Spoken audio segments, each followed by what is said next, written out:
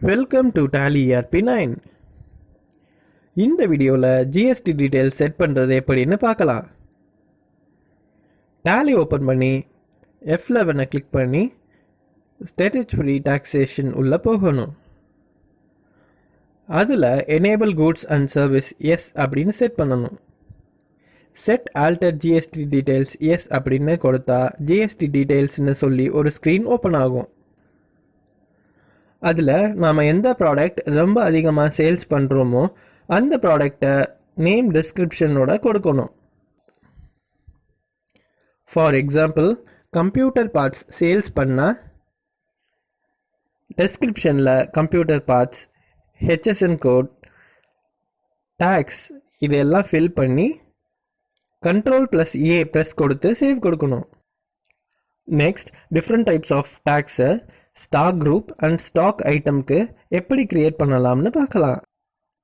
Gateway of டேலியில் display, statutory reports, GST rate setup press பண்ணால் major பார்ட்ஸோட GST rates இங்கே ஷோ ஆகும்.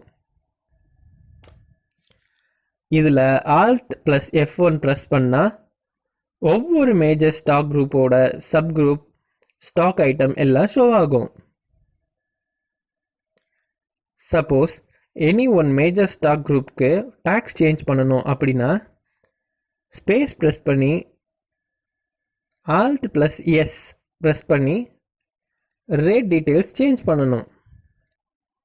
அதுக்கப்புறம் அந்த major stock group, sub group, stock ஐட்டமோட GST டீட்டெயில்ஸ் சேஞ்ச் ஆகிடும். இப்போ ஒன்லி ஒன் ஸ்டாக் ஐட்டமோட GST மட்டும் சேஞ்ச் பண்ணணும் அப்படின்னா அந்த ஸ்டாக் ஐட்டமில் Alt+S ப்ரெஸ் பண்ணி சேஞ்ச் பண்ணிக்கலாம். எஸ்கேப் கொடுத்து வெளியில் வந்து press M for map, UOM/UQC பண்ணி உள்ளே போனால் நாம் க்ரியேட் பண்ண யூனிட்ஸ் ஷோ ஆகும். ஃபார் எக்ஸாம்பிள்ஸ், நம்பர்ஸ் அப்படின்னா யூனிட் குவான்டிட்டி கோடில் NOS நம்பர்ஸ்ன்னு செலக்ட் பண்ணி சேவ் கொடுக்கணும். நெக்ஸ்ட், ஃபைனலாக கேட்வே ஆஃப் டேலியில் accounts info, ledgers, create press பண்ணி நேம் CGST ஆகும்.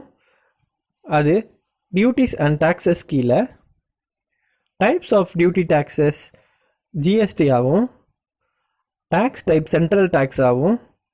என்டர் பண்ணி சேவ் பண்ணணும்.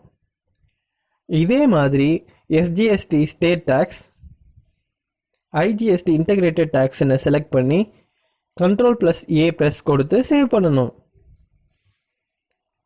இப்படி தான் GST ரேட் டீட்டெயில்ஸ் செட் பண்ணணும்.